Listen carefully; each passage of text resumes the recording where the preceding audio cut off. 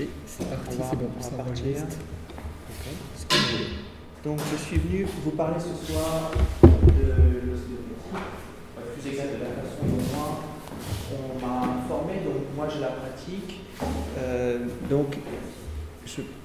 Plusieurs conflits d'intérêts, parce que l'information que je vais vous donner, comme à chaque fois, elle a été filtrée, elle est interprétée en fonction de ma façon de voir, mais parce que les différentes associations, organisations pour lesquelles je travaille, donc l'école d'ostéopathie en France, j'ai eu la chance d'être chercheur à temps plein pendant 2 ans aux États-Unis, où j'ai étudié justement les effets physiologiques après des manipulations. Je suis éditeur associé de la principale revue scientifique en ostéopathie. Alors, facteur d'impact 1, donc ça vous donne déjà un petit peu l'idée de la place de la recherche dans les thérapies manuelles. Et je fais partie du bureau de la principale fondation de recherche en ostéopathie également. Le cadre législatif tout d'abord. Alors moi ça fait depuis 1997 que je suis diplômé, alors la situation a beaucoup changé. Quand j'ai commencé c'était l'exercice illégal de la médecine. Ensuite il y a le cadre législatif qui est devenu, je suis devenu quelqu'un de fréquentable en 2008. En 2008 il y a eu la loi pour encadrer le titre professionnel. Et donc là, ce sont toutes les différentes lois et décrets d'application qui encadrent la pratique, qui encadrent la formation également. Donc, sous-entendu, avant ce cadre, il n'y avait aucun cadre, et donc n'importe qui pouvait prétendre dire qu'il était ostéopathe. Et maintenant,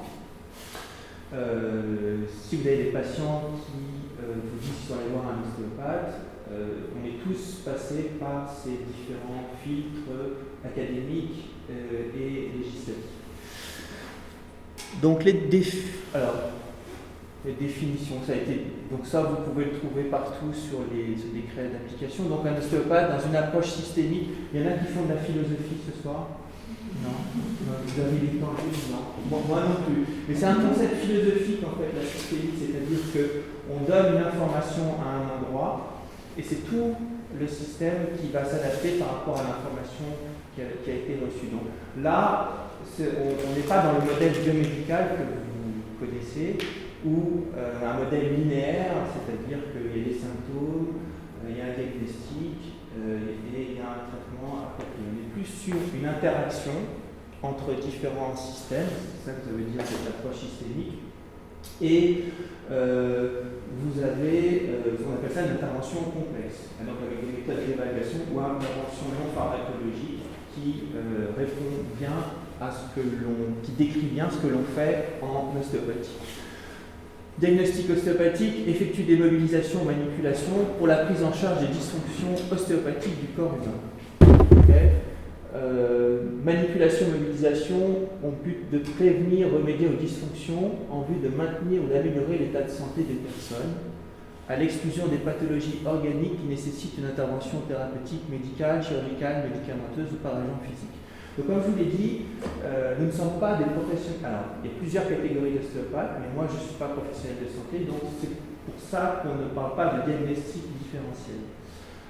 Mais sur les 5 années d'études maintenant, on forme des ostéopathes à pouvoir éliminer ce qui ne relèverait pas de leur champ de compétences. Les définitions donc, de ce que sont une dysfonction somatique, c'est un diagnostic palpatoire. Le traitement ostéopathique en France, il est exclusivement manuel. Et les techniques manuelles, elles sont semblables à tout ce que font des thérapeutes manuels.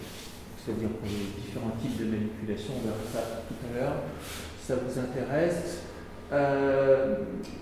Donc, on l'a dit, ce n'est pas une profession, c'est un titre professionnel qui est partagé. 31 000 ostéopathes au mois de janvier de cette année, 3 principales catégories. Donc, par ordre de fréquence, donc 19 000 ostéopathes comme moi qui ont fait leurs études après le bac et qui n'ont aucun autre diplôme de santé médicale ou paramédicale. Ensuite, des masseurs kinésithérapeutes ostéopathes, il y en a 10 000. Et 1500 qui sont médecins ostéopathes. Donc c'est le même titre professionnel qui est partagé avec évidemment des champs de compétences qui sont différents. puisque le médecin ostéopathe va pouvoir faire un diagnostic, ce que nous, on ne peut pas faire, et il va pouvoir amener d'autres choses, proposer d'autres options. Donc nous, donc je vais vous parler principalement de ce que nous faisons nous, ceux qui n'ont pas d'autres professions médicales ou paramédicales et qui sont représentants, donc vous voyez, à peu près les 2 tiers des ostéopathes qui exercent en France. Principe thérapeutique. Alors, en France, on parle, on l'a dit, cette approche systémique, c'est-à-dire cette interrelation.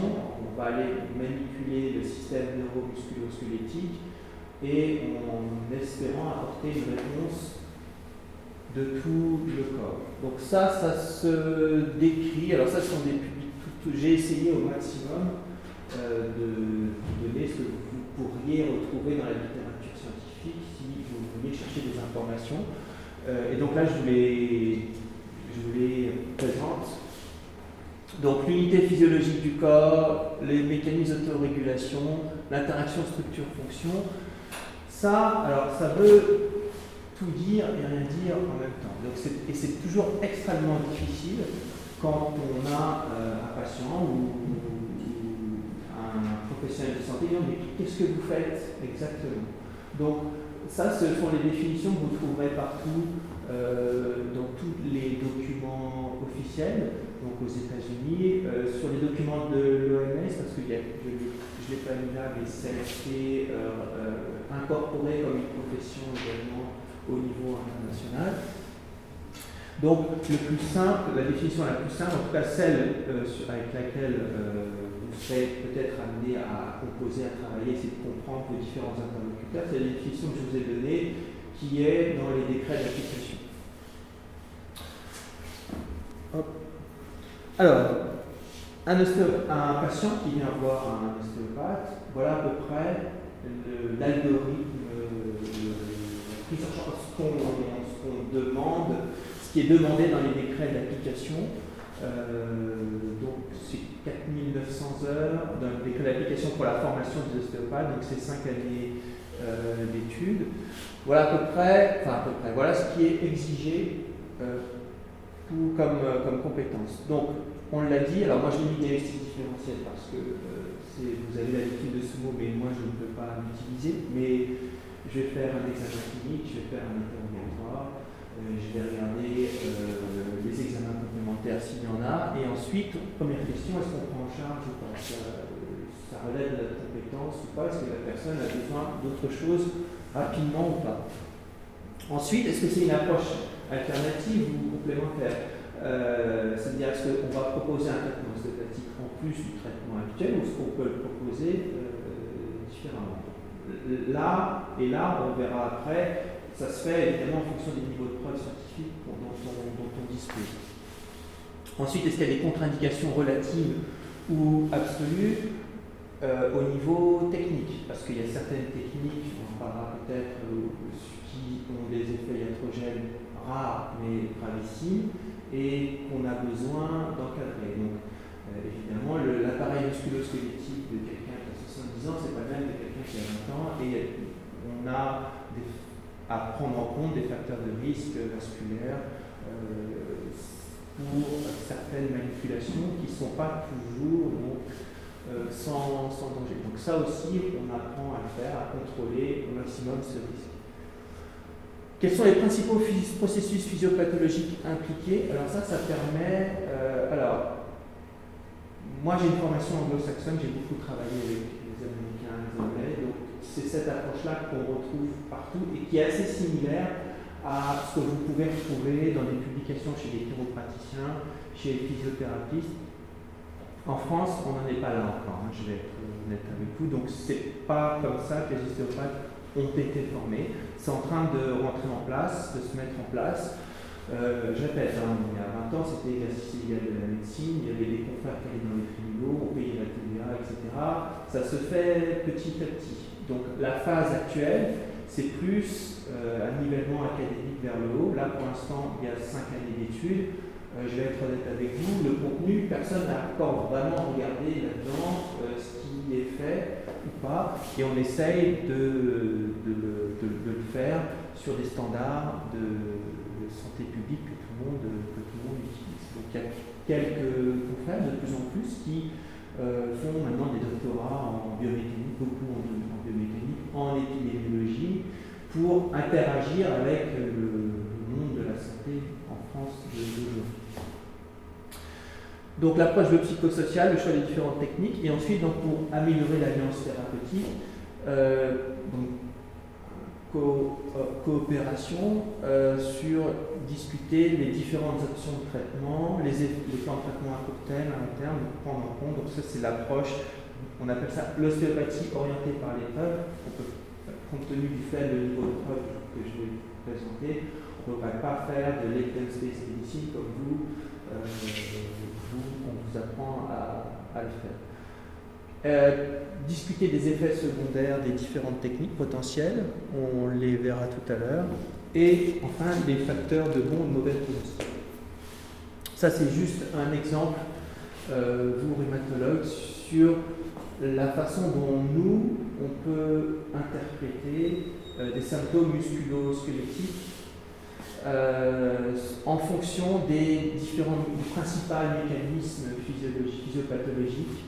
Et on a des signes cliniques, donc à la palpation, sur la présence d'allodie, d'hyperalgésie, qui vont plutôt évoquer des phénomènes de sensibilisation centrale, où là on sait que la manipulation, ça va être beaucoup plus quelque chose de complémentaire, parce que prendre en charge les douleurs chroniques, c'est beaucoup plus compliqué, c'est plus compliqué, et il y a besoin de beaucoup plus d'options. Et donc ça, manuellement, cliniquement, il y a certains signes qu'on peut aller rechercher et qui sont des facteurs de plus ou moins bon pronostic qu'on peut communiquer directement avec les patients.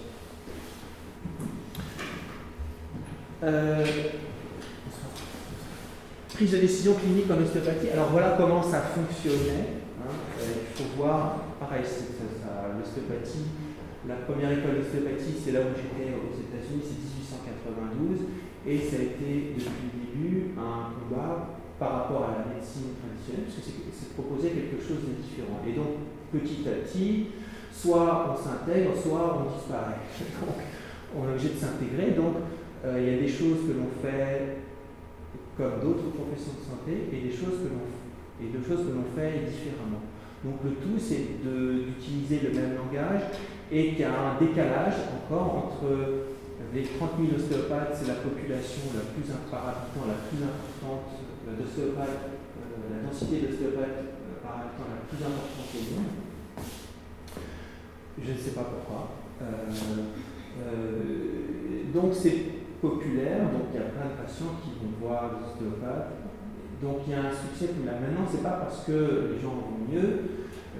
Moi, ça m'intéresse. Moi, j'ai un esprit critique. C'est pour ça que je suis allé faire de la recherche. C'est pourquoi ils vont mieux. S'ils vont mieux, combien de temps ils vont mieux. Quels sont les patients qui répondent et qui ne répondent pas au traitement ostéopathique. Ça, on commence à le faire. On commence à poser ces questions pour aiguiller au mieux les patients. Donc, du fait de ce décalage, on ne fonctionne pas encore beaucoup en France sur ce modèle d'evidence-based practice, de prendre en compte les données scientifiques. Moi, quand j'ai fait mes études, jamais on m'a demandé d'aller lire le moindre article scientifique.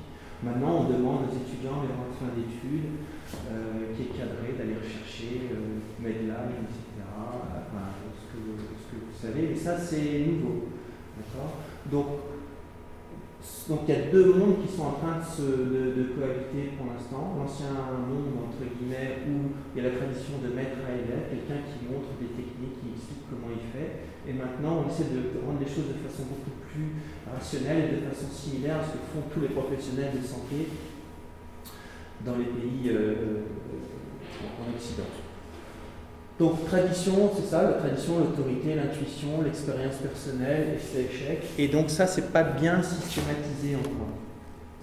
Donc c'est en train d'arriver des pays. Alors moi, j'enseignais en Angleterre. En Angleterre, c'est là où je travaillais à Londres, c'est la première école qui a eu le droit de se transformer en université, donc c'est-à-dire à donner elle-même ses propres diplômes de master et proposer également des doctorats. Donc vous imaginez bien que pour ça, il a fallu faire un tri sur ce que l'on enseigne, ce qu'on n'enseigne pas, qu'est-ce qui est orienté par les meilleurs niveaux de preuve scientifiques.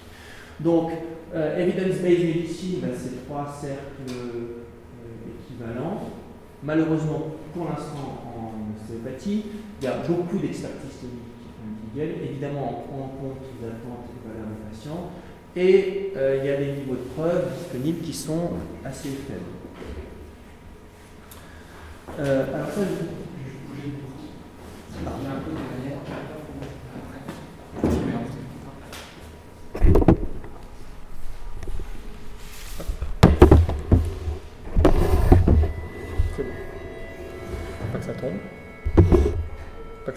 c'est bon.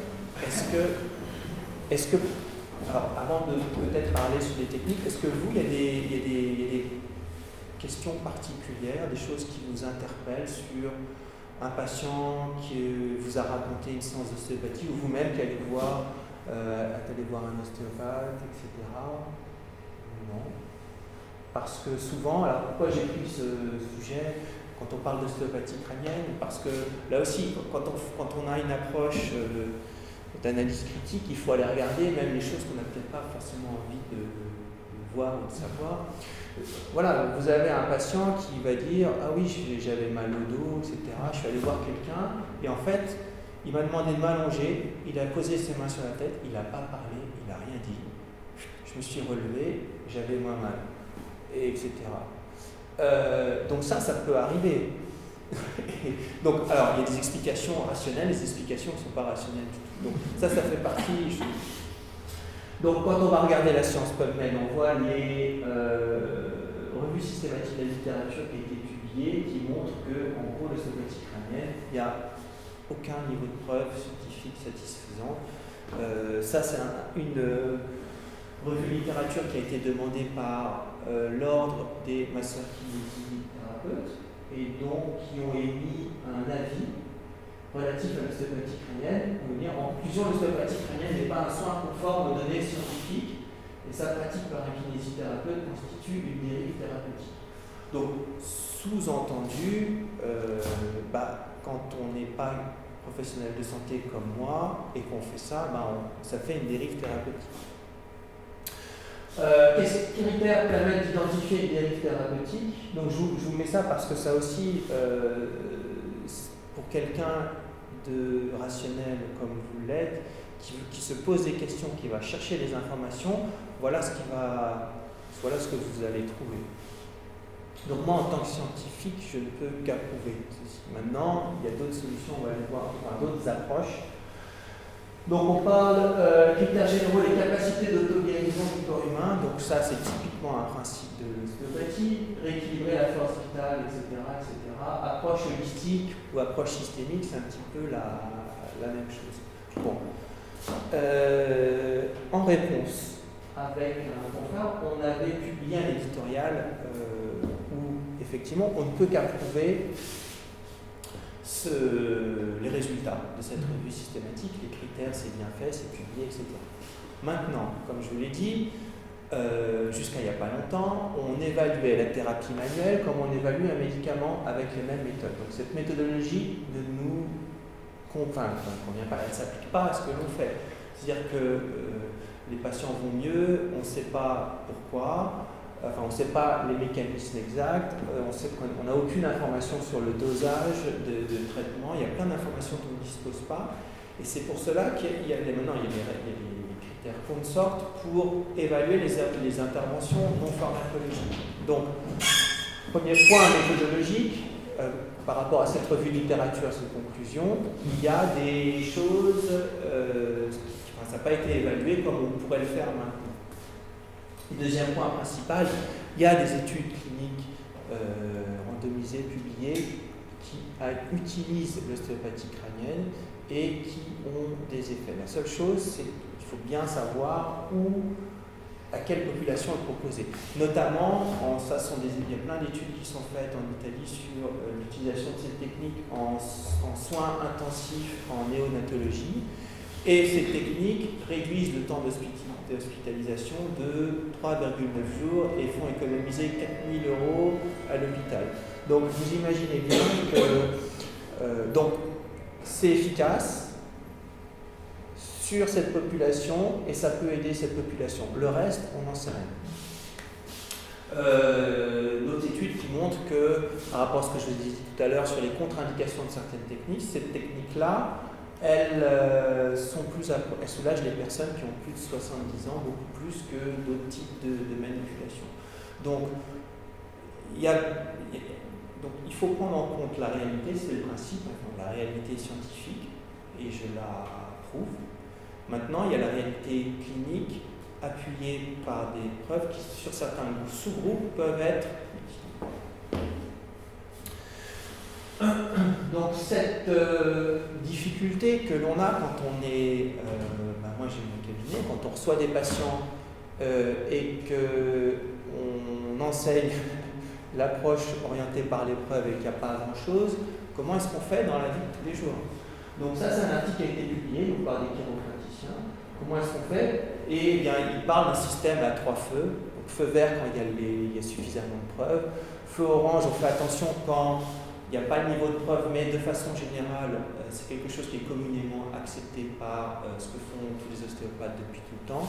Et feu rouge, quand c'est pas fait, c'est décrit nulle part et qu'il n'y a pas de niveau de preuve, il faut faire autre chose. Champ de compétences. Alors, c'est surtout la pathologie fonctionnelle ou ce qu'on peut retrouver dans la littérature scientifique comme les symptômes médicalement non expliqués. Est-ce que c'est fréquent? 20% des consultations chez les médecins généralistes.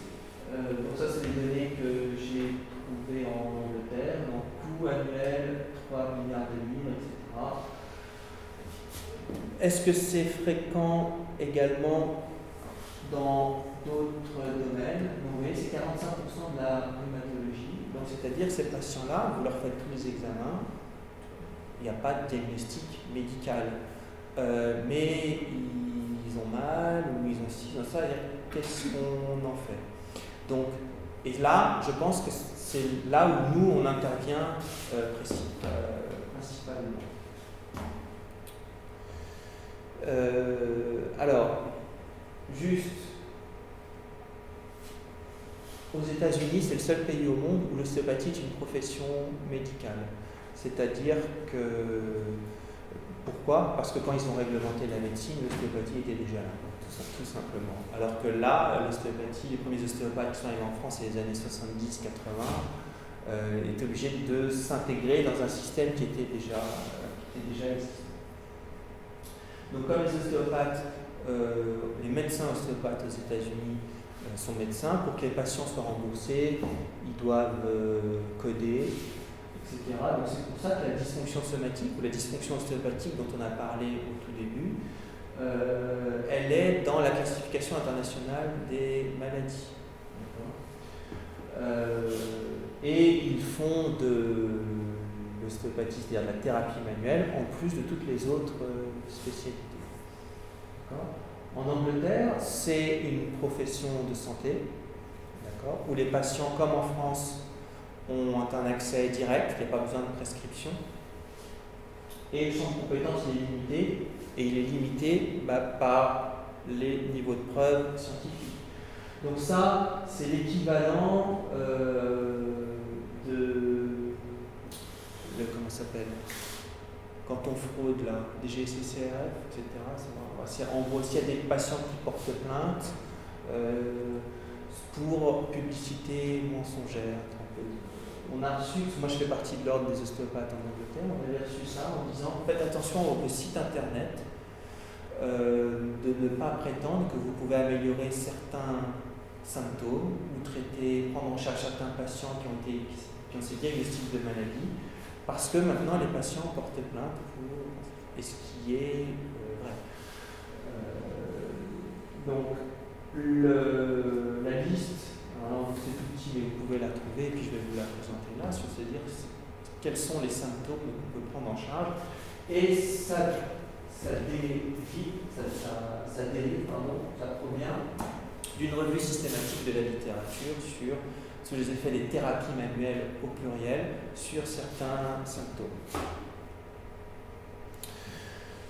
Donc, pratique orientée par l'épreuve, j'ai mis un point d'interrogation, c'est-à-dire que c'est un peu plus compliqué quand il y a moins de niveaux de preuve pour expliquer ce que Donc ça, c'est le grand cadre général où on applique le modèle biopsychosocial, une approche biopsychosociale pour promouvoir l'alliance thérapeutique. Ça, c'est vraiment quelque chose qui est en train de se faire. Alors là où c'est drôle, entre guillemets, c'est-à-dire que l'ostéopathie, depuis le départ, on parle de cet équilibre. Alors, comme ça vient des États-Unis, il y a une approche qui est un peu différente. On parle toujours corps, âme, esprit. Et cette approche holistique, cette approche globale, elle est là depuis le départ. D'accord ? Et ce qui est drôle, c'est de voir la médecine officielle maintenant, de parler de cette approche biopsychosociale, c'est-à-dire effectivement il y a une douleur, mais elle va être influencée parce qu'on voit là le cocotier, fais-moi des cadeaux, je vois mes amis, etc. Quelles sont les répercussions de ma douleur sur ma vie sociale, qu'est-ce que je peux améliorer, etc. Pas se focaliser uniquement sur cet aspect linéaire, mais sur cet aspect, voilà, etc. Et donc ça, on l'applique maintenant. Donc, sont surtout les symptômes musculo-squelettiques sur lesquels on intervient. Donc là, c'est des meilleurs niveaux de preuve jusqu'au moins bon. Surtout les lombalgie aiguë, subaiguë chronique, migraine céphalée cervicogénique, vertige cervicogénique. Je vais vous le montrer tout à l'heure, mais les 2 tiers, les 3 quarts des consultations sont des rachialgies aiguës ou chroniques. D'accord ? Ensuite, il y a différents types de personnes, confrères, consoeurs qui vont spécialiser. Ce qui est très populaire, dont je vous ai parlé, c'est l'ostéopathie crânienne chez les enfants, chez les nourrissons, l'hématologie, etc. Et ce qui est très populaire aussi, c'est chez les sportifs. Il y a besoin de récupération, temps de récupération. Voilà à peu près notre champ de compétences actuel. Sur les lombo-radiculagies également.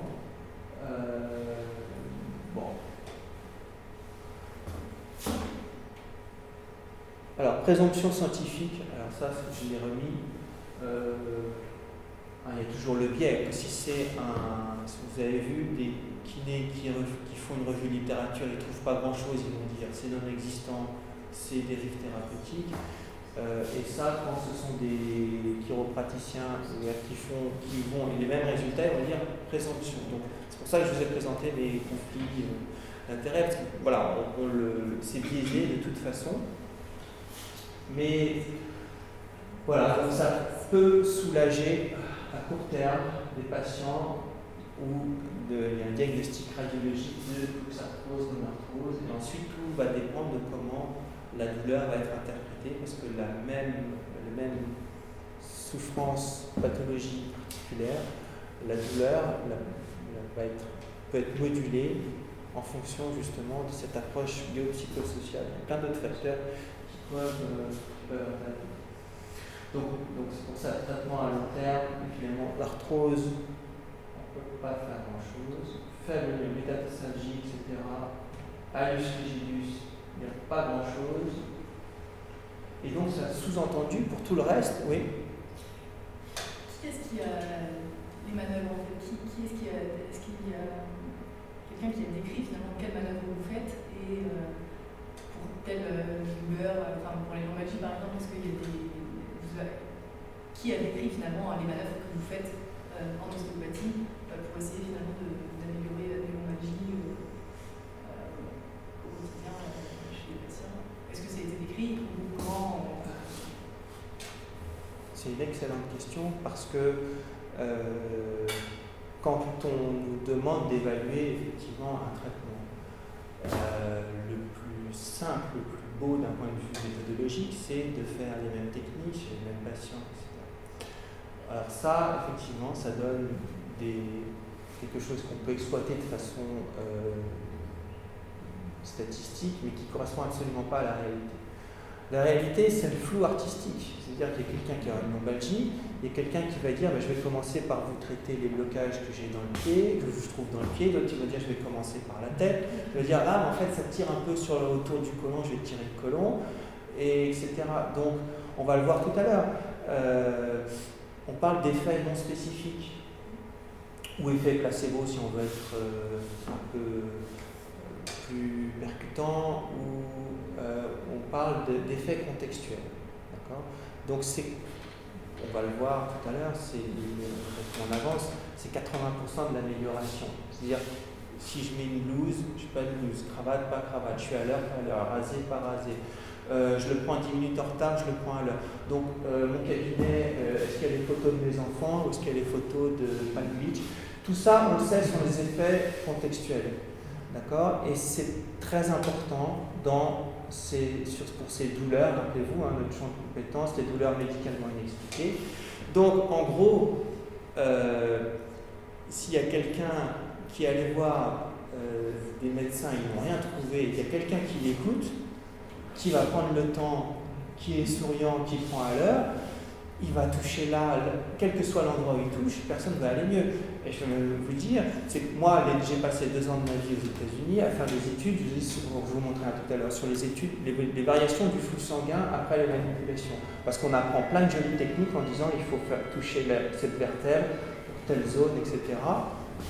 Sauf que l'étude, on l'a bien fait, ça a été publié. On fait la vraie technique, et puis on regarde ce qui se passe au niveau des mains, on fait la technique juste d'un seul côté. Après, on fait la technique avec 50% de la force et on fait la technique juste en touchant. D'accord ? Au niveau physiologique, la réponse est strictement la même quand on touche quelqu'un.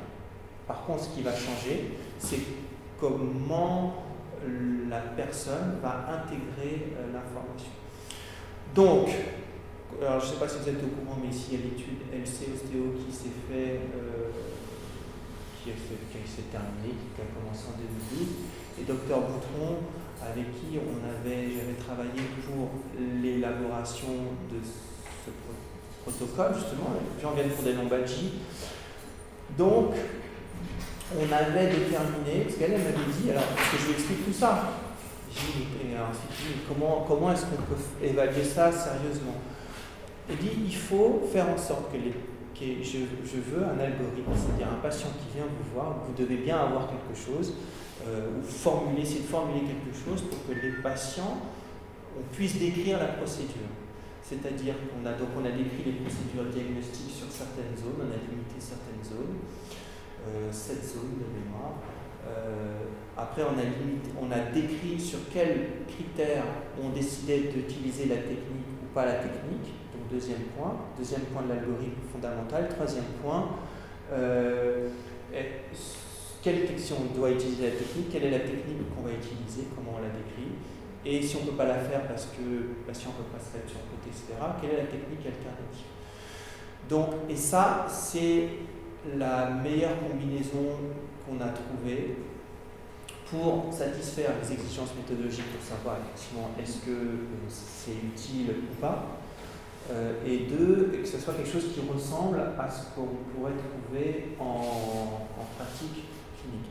Donc c'est pour ça que c'est compliqué, parce que il y a pas de, on est dans une approche systémique, et il y a qu'un ostéopathe qui va dire, certes le patient a sa douleur ici, mais elle peut être liée à un problème local ou à un problème qui est à distance parce que il y a des réflexes somatosomatiques, etc.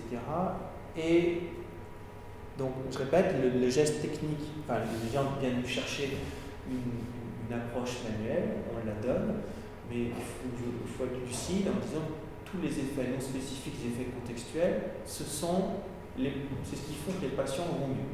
Chez, je répète, ceux qui n'ont les symptômes médicalement inexpliqués. Donc, voilà, c'est ce que je viens de dire. Les autres motifs de consultation, bien-être, symptômes musculo-squelettiques, c'est 10%. Donc ça, c'est un article des Italiens sur les physiothérapies, sur voilà, quels sont les effets thérapeutiques spécifiques, non spécifiques. Donc il y a la partie spécifique, donc plusieurs techniques. Il y a des techniques où on appuie doucement, d'autres moins fort, plus fort, des techniques où on manipule et ça craque, etc. Donc évidemment, d'un point de vue neurophysiologique, d'un point de vue, les effets physiologiques associés vont être différents. Maintenant, alors comme je vous ai dit, j'ai fait de la recherche dessus, les effets spécifiques des techniques, on peut les savoir au maximum à 5 minutes. Mes confrères, mes consoeurs, ils n'aiment pas trop quand je parle de tout ça. Maintenant, il faut être lucide. Pourquoi ? Parce que c'est la variabilité du rythme cardiaque qu'on évalue sur 5 minutes qui permet d'avoir. Alors, ça veut dire qu'à 6 minutes, qu'est-ce qui se passe 6 minutes après une manipulation ? D'un point de vue physiologique, on n'a pas les outils pour pouvoir les analyser. Maintenant, il y a des patients qui vont venir voir en disant ça me fait des années que j'avais mal, il m'a manipulé et j'ai plus rien, etc. Et donc, il s'est passé quelque chose. Mais je répète, je pense qu'il s'est passé parce qu'il y avait la réputation du praticien, parce qu'il en avait marre de tourner en rond et que n'importe qui aurait fait n'importe quoi à ce moment-là, il serait probablement été mieux. Donc le tout, c'est de le savoir pour le contrôler, pour le bien le décrire. Donc les effets contextuels, donc ces effets psychosociaux, et ensuite d'autres sources, l'évolution naturelle de la maladie, la lombalgie aiguë, on sait que quoi qu'il se passe, au bout de 2 semaines, 3 semaines, ça va rentrer dans l'ordre. Donc que les personnes aillent mieux au bout d'1 semaine ou au lieu de 3 semaines. Bon, alors, voilà les gens qui viennent nous voir. Donc ça, c'est un schéma pour montrer que, alors, ces effets spécifiques, les effets spécifiques de la technique, les effets manuels, qui peuvent être amplifiés dans un sens ou dans l'autre en fonction justement de comment la personne va se sentir écoutée, pas écoutée, en confiance, pas en confiance, comprise, pas comprise. Et nous, en ostéopathie, en tout cas en France, on ne fait pas encore trop attention à ça. En Angleterre, on travaille que comme ça. C'est-à-dire, au final, il y a les cours de technique manuelle ont été réduits par rapport à cette prise en charge psychosociale par cette alliance thérapeutique. Tout simplement parce que c'est là où il y a les meilleurs niveaux de preuve. Donc l'importance de ces effets contextuels, donc ça c'est une étude sur la lombalgie. Donc 80% de la variation des douleurs aiguës, 66% de la variation de la douleur chronique. Voilà, le tout c'est de le savoir. Moi, mes formations continuent, quand je dis à mes étudiants, j'ai le choix entre 2 jours aller à Cancun, une semaine à Cancun ou une semaine en congrès d'ostéopathie pour voir les différentes techniques. Moi, je vais au soleil, je vais me détendre, je reviens, je suis bronzé, je suis détendu, les patients vont. Donc, c'est ça, il faut appliquer evidence-based medicine, il faut le faire. Il faut aller jusqu'au bout. Donc, la technique, oui, les patients viennent voir des ostéopathes pour être manipulés. Ok. Mais cet aspect spécifique actif, je pense qu'il est vraiment minime par rapport à tout le reste. Alors, est-ce qu'il y a des effets iatrogènes ? Oui. Les principaux sont les manipulations vertébrales, la manipulation du rachis cervical. Théoriquement, alors je dis théoriquement, la loi française, les ostéopathes comme moi, qui n'ont pas de diplôme de formation médicale ou paramédicale antérieure, on ne peut manipuler le rachis cervical qu'avec un certificat de non-contre-indication émis par un médecin. Donc là, je peux essayer de faire un sondage. Est-ce qu'il y a quelqu'un qui voudrait me signer un petit certificat de non-contre-indication ? Vous ne savez pas qui je suis, vous ne savez pas ce que je fais, etc.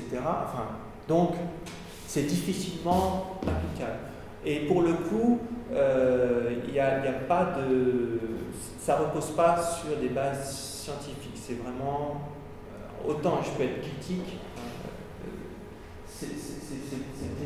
c'est vraiment quelque chose qui est plus d'ordre politique que pour protéger des patients. Parce que maintenant, on forme des gens à faire les différents tests, et le risque, ces manipulations, les risques est rare mais gravissime.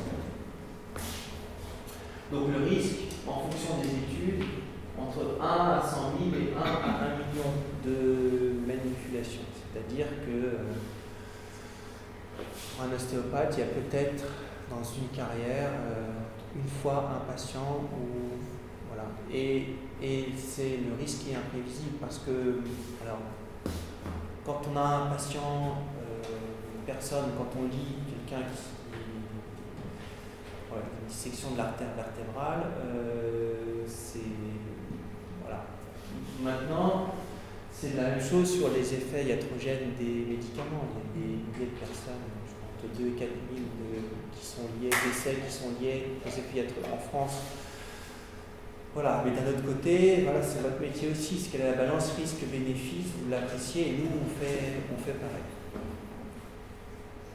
Les effets secondaires, ça aussi, c'est peut-être important à savoir. Chez 5 à 10% des personnes qui ont été manipulées, il peut y avoir une exacerbation des symptômes qui, dans les 95% des cas, régressent seuls en 48 heures. Donc le tout, pour nous, c'est de le préciser. Donc juste, je fais penser à quelque chose parce que j'ai vu circuler un article il n'y a pas longtemps d'une patiente qui s'est fait manipuler à Reims et qui a été prise en charge par le SAMU, qui s'est fait hospitaliser aux urgences ensuite où ils ont fait les radios, etc. Et malheureusement, ils ont fait l'angioscanner trop tard, où il y avait une dissection de l'artère vertébrale. Donc, si vous avez des patientes qui viennent vous voir avec des vertiges, etc., donc intégrez dans votre questionnaire, est-ce que vous avez été manipulé par la manipulation du rachis cervical. Alors, ça peut être un effet secondaire, mais si c'est une artère qui est en train de se dissiper, voilà, ça peut faire gagner du temps et sauver quelques vies. Axe de recherche, c'est-à-dire qu'est-ce que l'on fait en ce moment. Donc, comme en France, ce n'est pas une profession de santé, donc on n'a pas accès à la recherche. Pourtant, ça fait partie des obligations des écoles d'ostéopathie. Donc, il y a un petit peu de contradiction. Quelque chose aussi qui est important à dire, c'est-à-dire compte tenu il y a certaines études qui sont faites en France, et vous voyez à chaque fois les effets modérés, effets limités, etc. Donc, évidemment, il faut prendre en compte les résultats, mais il faut regarder aussi la méthodologie. Et par exemple, en France, pour passer un comité d'éthique, c'est impossible de faire une étude clinique avec un bras où les patients n'auraient que de l'ostéopathie. Parce que perte de chance, parce qu'on ne connaît pas les effets, etc. Donc les études cliniques qui sont faites en France, il y a plusieurs bras. Il y a toujours un bras traitement médical classique et l'autre traitement médical classique plus ostéopathie. D'accord ? Donc on peut supposer que la variation, en fait l'amélioration, quand elle est là, elle serait différente s'il n'y avait que le traitement ostéopathie. Donc ça, ces études-là, elles peuvent être faites aux États-Unis, 1 parce qu'ils ont les moyens, 2 parce qu'ils sont médecins. Donc ça aussi, quand on fait des revues systématiques de la littérature, on dit voilà, à chaque fois l'ostéopathie, effet modéré, etc. Si on va fouiller un petit peu plus dans la méthodologie, c'est lié aussi à notre statut législatif actuel. D'accord ? Donc ça, c'est en train de bouger. Alors ça, c'est juste un clin d'œil parce que ça, c'est la toute première étude qui a été faite. Elle a été faite par une femme. Je dis ça parce que ma fille avait fait plein de choses. Irvine Corr, c'est quelqu'un qui a changé beaucoup de choses en ostéopathie parce que aux États-Unis, pareil, c'est devenu une profession médicale à partir du moment où ils ont intégré la science. Ils ont été incapables d'expliquer ce qui se passe. Et cette théorie, là, par de théorie ou des modifications neurophysiologiques qui sont associés aux manipulations. Ça fait rentrer l'ostéopathie dans la science, ça fait rentrer l'ostéopathie dans la médecine. Accessoirement, ces travaux-là, ils sont à la base, j'ai oublié le nom, je suis désolé, le chercheur sud-africain, un médecin sud-africain qui a parlé de sensibilisation centrale. Donc, dans les années 40-50, il parlait de segments facilités qu'on retrouvait à la palpation, et c'est sûr, c'est notamment à partir de ces bases que tous ces phénomènes de sensibilisation centrale qu'on utilise aujourd'hui sont basés. Ça, c'est juste pour information de ce que j'ai fait quand j'étais là-bas, ce que je vous ai dit. Alors, j'espère qu'il n'y a pas d'ostéopathe ici, dans la salle, mais on base tous nos traitements d'approche en disant effectivement, approche systémique, on manipule. Les patients vont mieux, on manipule tel segment vertébral, on va changer le tonus du système du système neurovégétatif, système sympathique. Et c'est ce qui pourrait expliquer pourquoi on peut y avoir des actions sur le système digestif, etc. Bon, moi j'ai eu la chance de travailler là-bas avec le docteur Rousti, qui est un spécialiste de la microcirculation sanguine.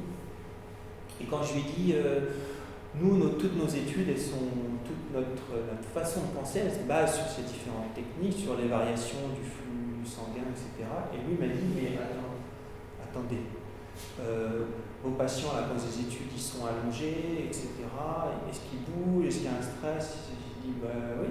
Donc, il faut que vous sachiez que dans ces positions-là, le patient au repos, etc., ce n'est pas le système sympathique qui régule la microcirculation sanguine, elle se fait au niveau biochimique. Donc là, vous êtes en train de me dire que tout ce qu'on raconte tout le temps, il n'y a pas de... Voilà. Donc il faut penser différemment. Donc on l'a publié, bizarrement, ça n'a pas été repris beaucoup par mes confrères, mes consoeurs en ostéopathie, et on est encore là. C'est-à-dire que quand on cherche à savoir pourquoi les patients vont mieux, et qu'on a cette approche biomédicale que vous connaissez et que je comprends et que j'apprécie beaucoup, on y arrive toujours on n'y arrive pas, ça n'explique pas. Donc, il faut chercher différemment, il faut chercher ailleurs, et donc c'est beaucoup plus sur cette piste psychosociale, sur qu'on peut essayer d'avoir des interprétations différentes. Ça c'est autre chose sur diagnostic palpatoire, c'est-à-dire si vous allez regarder la littérature scientifique, parce qu'on va demander sur quoi vous vous basez pour dire il faut manipuler ou je vais manipuler, et là je ne vais pas manipuler. Est-ce qu'il y a une dysfonction ou est-ce qu'il n'y a pas de dysfonction? Sur quoi vous vous basez? Puisqu'on dit que c'est un métier manuel, etc. Donc, pareil, si on regarde les revues systématiques de la littérature, les conclusions vont être encore les mêmes. C'est-à-dire que les tests les plus fiables sont les tests de reproduction de la douleur. Tous les tests de mobilité passive que l'on fait, les tests ne sont pas reproductibles. C'est-à-dire que quelqu'un fait ça en cours avec les étudiants, on demande à 3 personnes d'analyser une colonne vertébrale, il y en a 3 qui vont avoir des diagnostics différents. D'accord? Donc 3 qui vont avoir des plans de traitement différents. Et c'est possible que les 3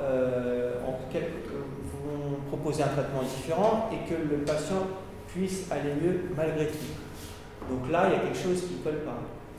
Il y a quelque chose qui ne colle pas, sauf si on prend en compte que le principal ingrédient actif du traitement ostéopathique, ce n'est pas la manipulation en elle-même, alors que les patients vont chercher la manipulation, mais beaucoup plus tous ces effets contextuels. Pour autant, on est capable de le décrire parce que donc, nos amis américains comme vous, j'imagine, il y a beaucoup plus de contraintes financières sur on rembourse les soins, mais on paye pourquoi, vous faites quoi, etc.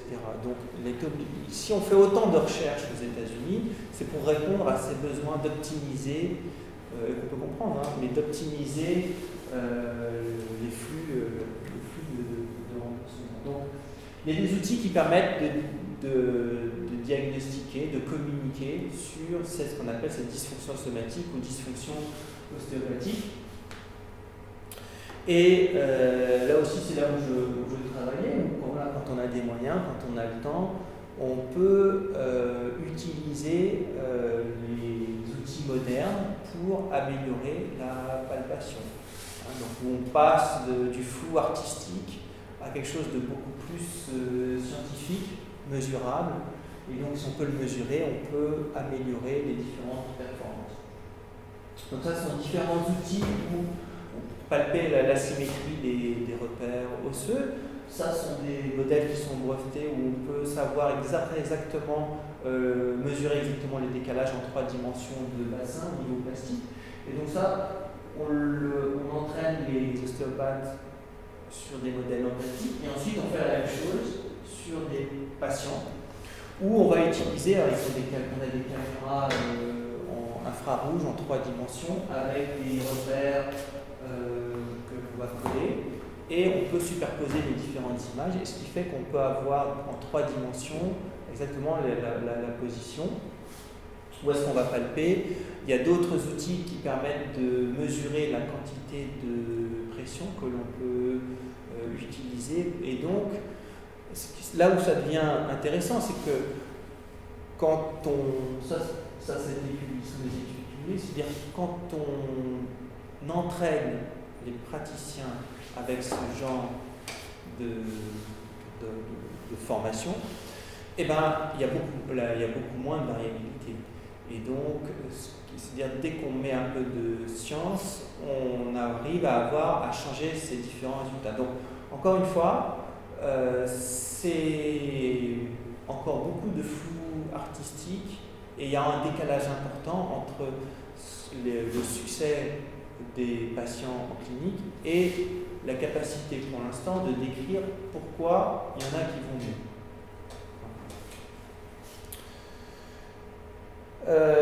Alors ça, malheureusement, il n'y a pas beaucoup d'études parce que ça, je pense que ce serait utile pour vous et pour nous. C'est la seule que j'ai trouvée, il y en a peut-être une autre depuis, sur est-ce qu'il y a des critères cliniques prédictifs qui permettraient de décider, d'orienter les patients en disant vous serez plus susceptible de répondre favorablement à un traitement manipulatif et pas vous, il faut d'autres choses.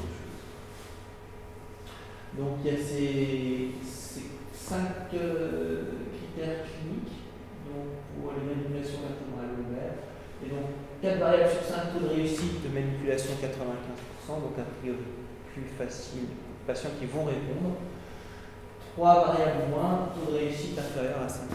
Donc je parle beaucoup des effets non spécifiques, mais il y a quand même des critères cliniques, biomécaniques sur lesquels qu'on doit prendre en compte.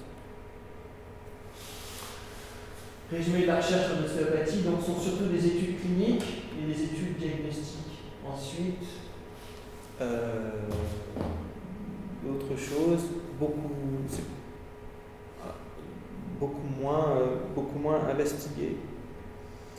Donc ça, ce sont les différentes. Donc il y a quand même certaines publications qui permettent de guider, de nous orienter.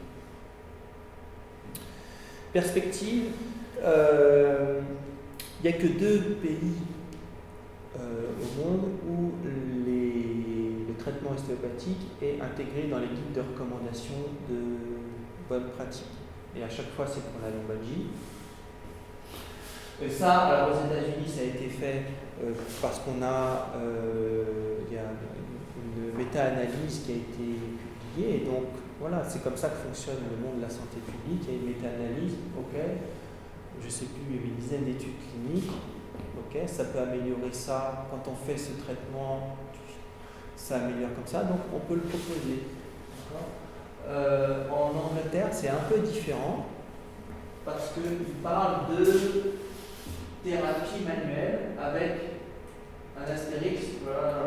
Les manipulations peuvent être faites par des chiropraticiens, des ostéopathes, des médecins.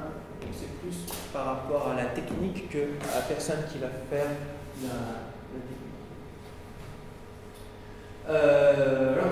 Donc, considérer dans le cadre de lombalgie non spécifique la manipulation vertébrale peuvent être proposés dans un maximum de 9 traitements sur une période de 3 mois. D'accord.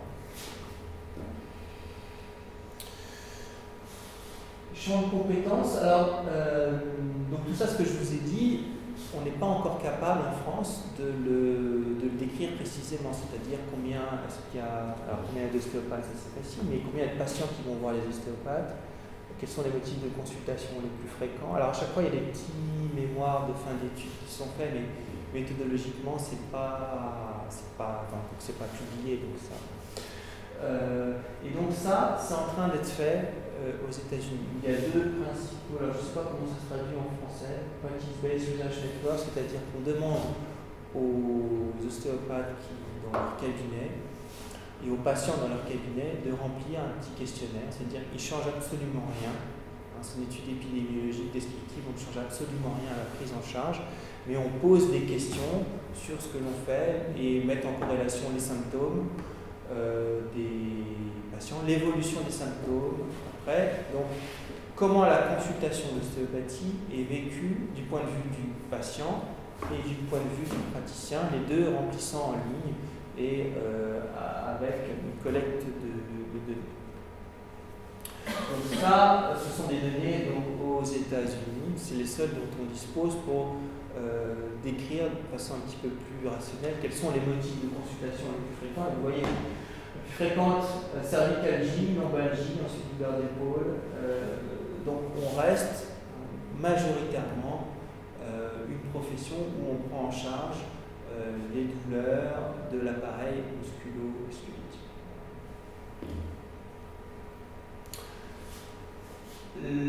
Ça permet d'évaluer également l'évolution des symptômes sur 7 jours. Ce que je vous disais, parce que quand on n'a pas ces outils, on ne sait pas l'intervention complexe, par définition, l'intervention non pharmacologique, on ne sait pas quel est l'ingrédient actif, on ne sait pas sur quelle zone ça va agir, et on ne sait pas au bout de combien de temps. Donc ça, avec ce type de données, ce type d'études descriptives, on est capable d'avoir un petit peu plus d'informations sur tous ces différents données. Il y a aussi, donc ça parmi les perspectives, donc je vous ai dit, parfois il y a des choses bien qui se font avec des personnes qui sont curieuses. Donc ça c'est un mémoire de fin d'études d'une étudiante que j'avais supervisée et qui a donné lieu à une publication de cette étude pilote. Parce que dans le service de pneumologie du docteur Dominique Hubert, parce qu'elle sait que ces patients qui ont une mucoviscidose, elle voit les études, elle sait qu'il y en a la moitié qui vont chercher des soins ailleurs que dans que ce qu'elle propose. D'accord ? Et parmi ces gens, il y a la moitié qui vont voir quelque chose en plus. Il y en a une grande majorité qui vont voir des ostéopathes. Donc la question légitime, c'est qu'est-ce que vous leur faites ? Parce que si vraiment vous leur faites du bien, il faut que je le sache aussi, etc. Donc c'est sur cette base de curiosité, et nous, c'est important aussi de savoir qu'est-ce qu'on fait, est-ce qu'il y a des personnes qu'on peut améliorer ou pas. C'est important aussi. Donc de ce besoin réciproque de savoir, de mettre un petit peu d'ordre là-dedans, de clarifier et codifier. Donc on avait fait cette étude pilote. Et donc en gros les résultats ils sont les mêmes qu'on trouve dans les différentes études. C'est-à-dire que quand il y a des études avec 3 bras, là il n'y en avait que 2, enfin il y avait 2 qui étaient rajoutés, qui avaient été groupés. Il y a le groupe traitement comme on ferait nous en cabinet, il y a ce qu'on appelle le groupe placebo où on va toucher les gens, et il y a le groupe témoin. Donc, amélioration statistiquement significative du traitement ostéopathique par rapport au groupe témoin, amélioration statistiquement significative du groupe qu'on appelle placebo, où on touche les gens par rapport au groupe témoin, et aucune différence statistiquement significative entre le groupe que nous on appelle groupe traitement, c'est ce qu'on ferait, et le groupe témoin. Et le groupe placebo. D'accord ? Alors, le tout,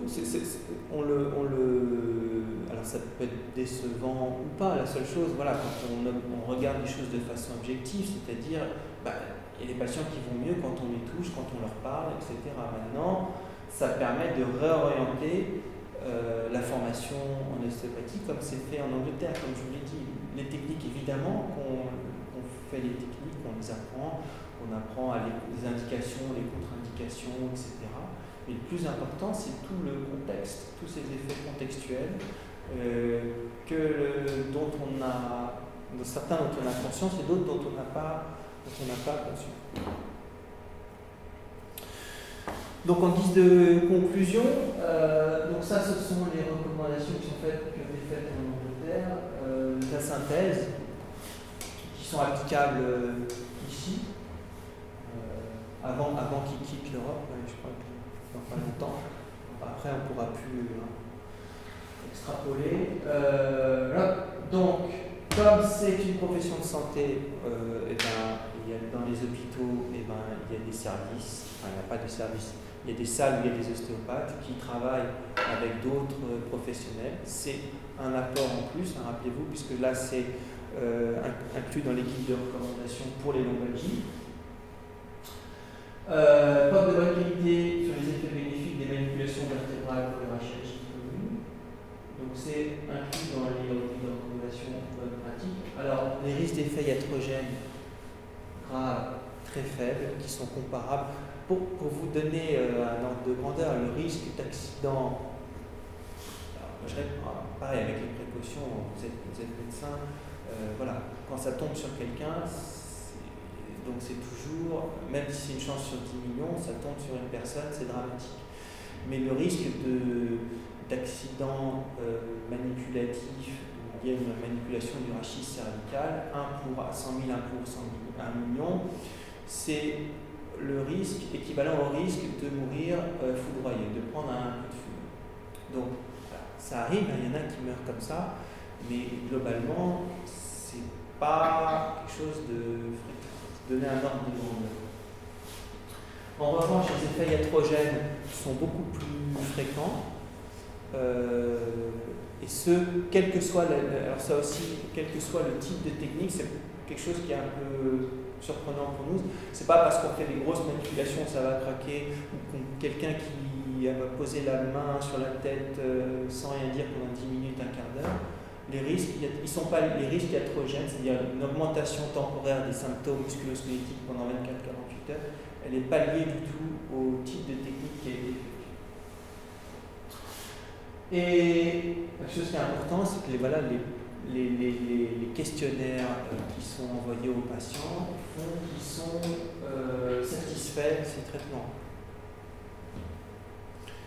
Je vous remercie pour votre attention. Si vous avez des questions, je suis pratique, clinique, ce que vous voulez, profitez-en. Oui.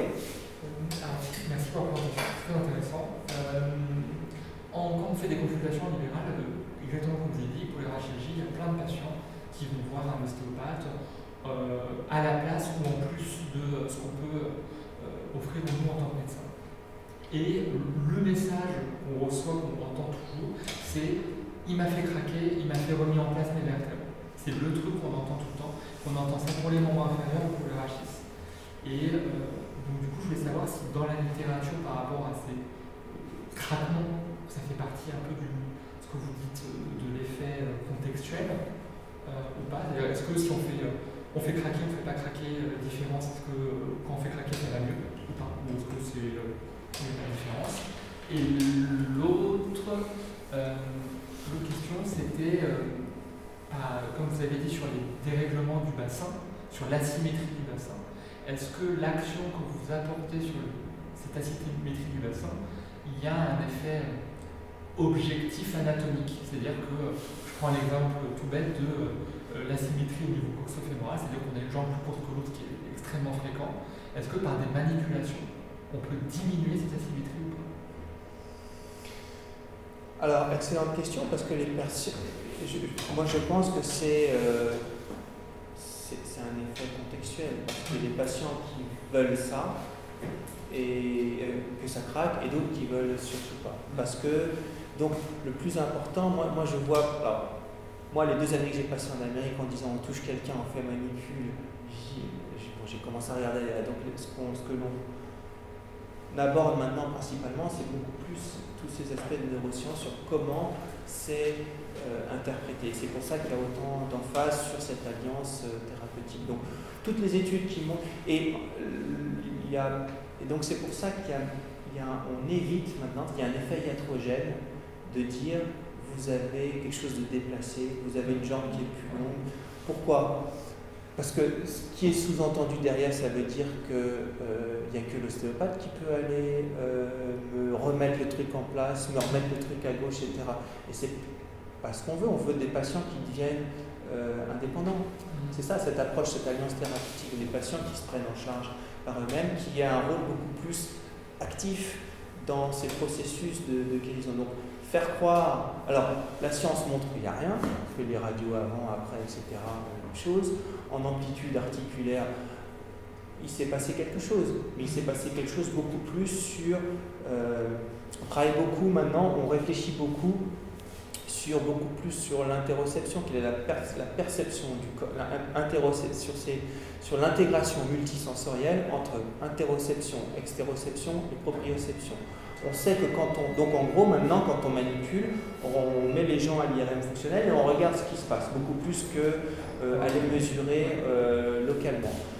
Pourquoi ? Alors c'est contre-intuitif parce qu'on manipule localement, mais en tout cas, de par cette approche systémique, force est de constater que c'est le cerveau qui réorganise temporairement la fonction du corps et que si c'est bien accompagné d'un message bienveillant, etc., cette amélioration, elle dure dans le temps. Mais si on regarde localement, pour moi, mon interprétation de la littérature scientifique, plus mon expérience de praticien et de chercheur, fait qu'on ne cherche pas au bon endroit. Et je répète, c'est dangereux. Enfin, chez certaines personnes, ça peut avoir un effet iatrogène. De la même façon qu'ils vont dire j'ai vu le médecin, il m'a dit j'ai de l'arthrose, etc. L'arthrose, c'est un signe radiologique. Et la variation de la douleur, on peut agir, manipuler, entre guillemets, sur certaines choses, sur rester actif, etc. Sur toutes les choses dont on sait qu'elles vont avoir un impact positif sur la perception de la journée. La deuxième question, je pense que vous avez Ok. Bon. Vous avez répondu à la question. Okay. Merci. J'ai une question. Oui, pardon. Les 50 patients qui demandent un conseil, on pense entre ce qu'ils vont bien aller voir un kiné ou un ostéopathe. Est-ce qu'il y a des choses vraiment spécifiques que les ostéopathes peuvent faire que les kinés ne peuvent pas faire parce que moi-même, je n'ai pas les idées très claires à ce sujet. Et quand vous dites que vous ne faites pas forcément des manipulations, du coup, si ce n'est pas de la manipulation, est-ce que ça rejoint les techniques de kiné? Est-ce que vous faites des massages, des étirements, des choses comme ça? C'est vraiment différent et deux questions. Alors, moi je ne suis pas kiné, donc l'idée que tout dépend. La chose qui est fondamentale, si on raisonne par rapport aux neurosciences, c'est que ce que l'on fait en ostéopathie, c'est super, quelles que soient les techniques, mais ça reste un traitement passif. Et si on veut que les patients, ça dure dans le temps, à un moment ou à un autre, il faut quelque chose d'actif pour recréer des synapses, pour remoduler toutes ces différentes passions. Et ça, il n'y a que le kiné qui sait le faire. Donc, beaucoup plus en physiothérapie. En tout cas, toutes les études de physiothérapie le montrent. Donc, ça dépend si c'est une douleur, une prise en charge chronique. On sait que le cerveau, au niveau, ça s'est réorganisé. Donc, plus il va y avoir de stimuli différents, plus il y a de chances que le corps se remette à réagir. Donc, le tout, c'est de trouver la bonne chose. Quand c'est quelque chose d'aigu, les manipulations sont c'est là où c'est le plus efficace. Ensuite, il y a les aspects pratiques, c'est-à-dire que nos soins ne sont pas pris en charge par la sécurité sociale, seulement par les mutuelles. Le kinésithérapeute, c'est un professionnel de santé. Ensuite, il y a cet aspect qui rentre dans les effets contextuels aussi. C'est des patients qui vont aller voir quelque chose qui est réglementé et d'autres qui, exprès, disent « moi j'aime pas les docteurs, moi j'aime pas ci, j'aime pas ça », et là c'est dangereux. Enfin, c'est dangereux. Pour nous, praticiens, il y a déjà pas mal de signaux d'alarme qui... Donc, effet contextuel, quelqu'un qui veut voir quelque chose qui n'est pas réglementé, flou ou un peu réglementé, quelqu'un qui veut quelque chose de carré. Ensuite, sur la technique en elle-même, toutes les études qui sont là montrent que, les études scientifiques, c'est quelqu'un qui touche, vu de dehors, quelqu'un qui touche quelqu'un, pour moi, c'est la même chose au niveau physiologique. Sauf pour le kiné, effectivement, qui fait de la rééducation, et nous, on ne sait pas le faire. On ne sait pas le faire. Voilà ce que je peux répondre, mais pareil, avec le biais que je ne sais faire que l'ostéopathie. Ouais.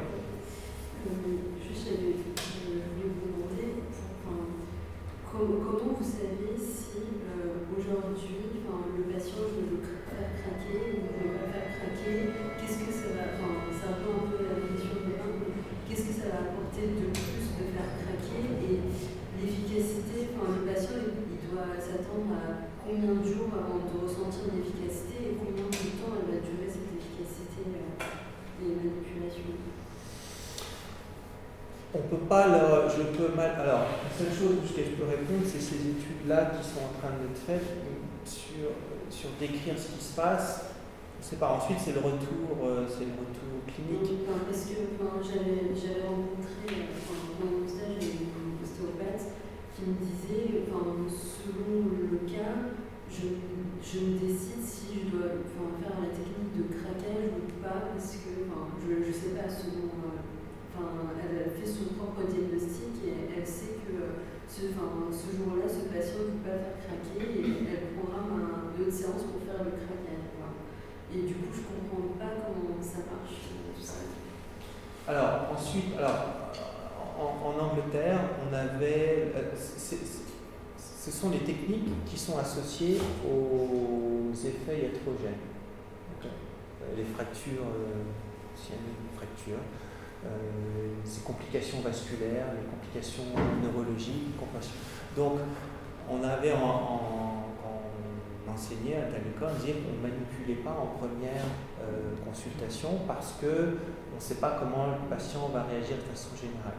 Et s'il y a besoin, on le propose après. Donc ça peut être interprété comme ça, beaucoup plus par mesure de sécurité. Ensuite, on s'adapte. Il n'y a pas de critères cliniques pour dire ça va se baser sur l'intuition. Alors ensuite, l'intuition, elle se base quand même sur un savoir-faire, sur des compétences qui sont acquises de façon inconsciente. Mais voilà, c'est inconscient, donc on ne peut pas encore, je n'ai pas connaissance de critères cliniques verbalisés pour dire il faudrait faire ci, il faudrait faire ça. Maintenant, tout dépend du contexte.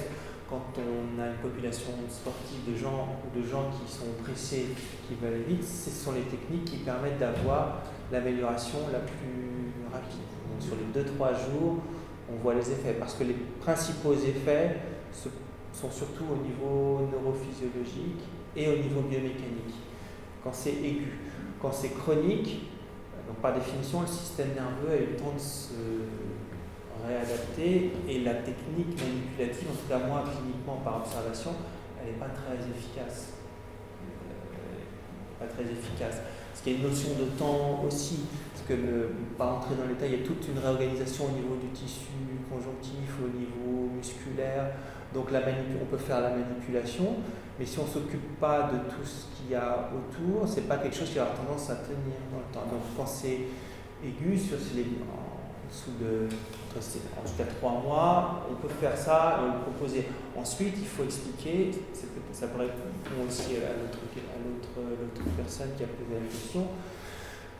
Dès qu'on rentre dans quelque chose de chronique, il y a besoin d'autre chose, il y a besoin de quelque chose d'actif. Donc ça peut être quelqu'un qui va faire ses cours de yoga, des machins, ou quelqu'un qui va voir le kiné, mais en tout cas moi j'encourage les patients à rester, à avoir quelque chose d'actif pour entretenir J'avais juste une dernière question. Bien sûr. Qu'est-ce que vous apportez de plus par rapport au chiropracteur, c'est une autre vision. Alors pareil, je vais répondre. Moi, la première fois que j'ai travaillé, j'étais en Amérique du Sud, je travaillais dans les cabinets de chiropracteurs. Donc les gens venaient, donc je faisais ce que. Donc ce sont deux professions similaires qui sont nées les deux aux États-Unis. La seule différence, c'est que les chiropracteurs sont beaucoup mieux organisés que nous. C'est-à-dire qu'il y a un seul diplôme au niveau mondial avec 5 ans de formation et extrêmement pointu. Ils sont beaucoup plus en avance que nous sur les niveaux de preuves scientifiques. Donc, il y a beaucoup d'études que je vous ai présentées qui sont faites. Donc, c'est une profession qui est beaucoup mieux organisée et qui a compris avant nous, avant les ostéopathes, l'importance de la recherche. Ensuite, ce sont des différences techniques. Il y en a qui vont utiliser des tables, qui vont utiliser d'autres choses, mais le principe est le même. À partir du moment où on rentre dans cette démarche d'evidence-based medicine, je ne devrais pas le dire trop fort, mais si vous avez des professionnels qui vont réfléchir à partir des mêmes études cliniques et qui vont faire un traitement manuel, il y a un moment où ça va quand même beaucoup se ressembler. Donc, en Angleterre, mes confrères pensent sérieusement à créer à regrouper toutes les forces. Il faudrait une profession de thérapie manuelle, Bac plus 5, des masters, des doctorats, etc. Parce que, pour l'instant, la seule différence, c'est que les ostéopathes, ils n'aiment pas trop lire la littérature scientifique et ils vont faire des choses un peu bizarres et ils vont ignorer la littérature scientifique, en gros. D'une manière générale. Mais parce que ça fait partie de notre culture aussi. C'est-à-dire que, voilà, je vous ai dit, j'ai commencé, c'était exercice de la médecine. Et donc, il y a cette notion d'être un peu en dehors du système qui est là aussi, mais qui n'a plus lieu d'être. Donc, voilà, moi j'essaye de m'intégrer. Donc, merci encore pour l'invitation. Bon, mais j'aime bien ce que je fais aussi. Hein. Et les patients vont mieux, mais moi j'en rigole avec eux. Parce qu'ils me disent « Ah, je veux que vous me fassiez craquer, etc. Comment ça se fait ?» J'ai dit « Vous avez vu, aujourd'hui j'ai mis un t-shirt et j'ai pas mis parce que ma blouse elle était sale, etc. Donc c'est pour ça que vous avez vu. Vous avez vu, je me suis fait un tatouage pendant l'été. Mais j'en rigole, mais je pense que ça beaucoup plus que je vous ai fait la technique, vous avez vu, etc. C'est ce que je pense, enfin c'est mon interprétation de la littérature scientifique et c'est ce que j'observe dans mon cabinet. Oui, il y a beaucoup de globalistes qui, après les manipulations, ont évolué vers l'initiative. Parce que au début de mon internat, c'est un peu ce qu'on disait. J'étais dans un service qui était très frileux pour orienter vers les ostéopathes parce que dans la crainte que les globalistes, après les manipulations, se compliquent en sciatique. Est-ce que c'est quelque chose que finalement qui est courant ou en fait c'est une histoire de chasse Non, c'est décrit. De dire aussi c'est pas l'évolution naturelle de la maladie, ça commence par une lombalgie puis une sciatique, mais on en revient toujours à comment sélectionner les patients qui vont répondre favorablement par rapport au premier algorithme. Ce qu'on prend en charge, on prend pas en charge. Alors, j'ai pas de données à vous scientifiques données dessus, mais moi, j'ai des patients qui viennent en disant j'ai une hernie discale, etc. Le risque de complication, on regarde est-ce que le ligament vertébral commun postérieur est intègre ou pas. Parce que s'il n'y a plus de ligament touché, il faut aider. Maintenant, si on fait l'examen neurologique, si on regarde le contexte de la chose, on peut proposer certains types de manipulations et observer. Et parce que, pour le coup, il y a des études qui sont faites en Espagne qui montrent que ce sont les manipulations des lombalgies aiguës, enfin c'est des patients de lombalgie aiguë avec diagnostic de hernie discale qui répondent le mieux aux manipulations. Donc voilà, le tout c'est donc on sait qu'il y a des effets secondaires, qu'il peut y avoir des effets iatrogènes potentiels. On on a une réflexion clinique et on essaie d'introduire des choses objectives. Donc des histoires de chasse, il y en aura toujours, malheureusement, encore une fois, pour ces patients, mais maintenant, c'est beaucoup plus cadré qu'il y a 20 ans quand j'ai commencé. Les ostéopathes, on les forme en 5 ans, c'est contrôlé, donc on leur apprend à réfléchir et à prendre en compte certaines choses. Oui. Je veux savoir si les leçons qui sont lombalgiques et lomboradiculogiques, à quel moment est-ce que vous placeriez l'intervention d'ostéopathie? Alors pareil, tout dépend. Alors ça dépend en tout cas, alors il y a besoin de l'examen clinique. Donc c'est les premiers slides où on parlait quel est le principal mécanisme physiopathologique. Si une douleur neuropathique, on va perdre leur temps.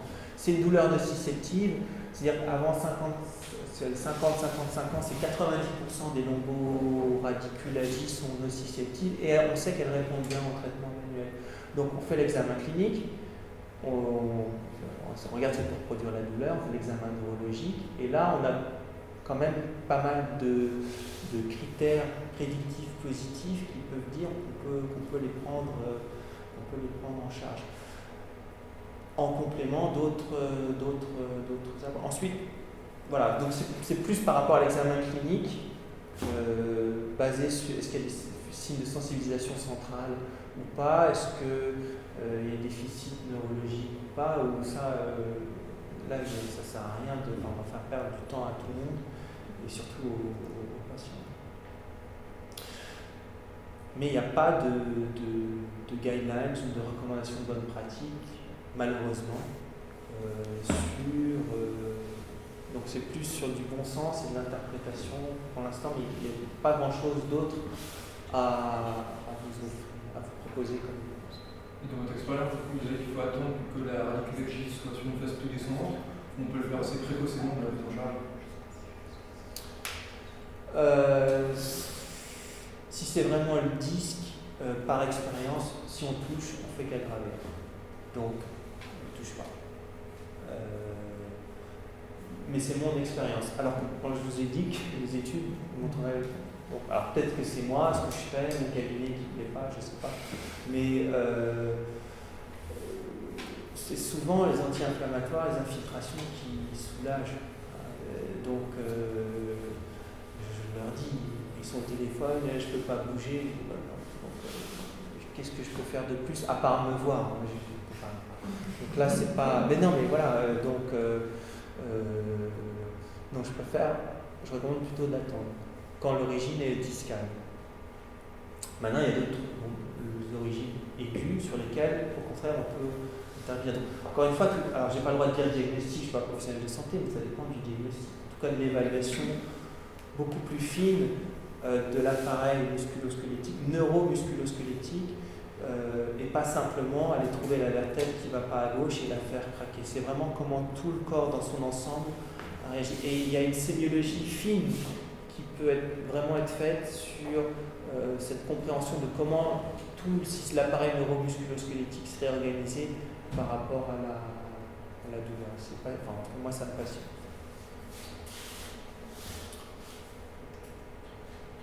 Vous avez d'autres questions?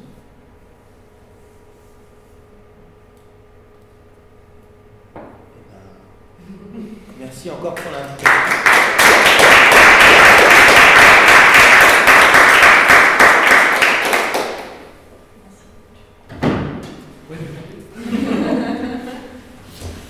Alors, ne diffusez pas ça à mes collègues. Hein.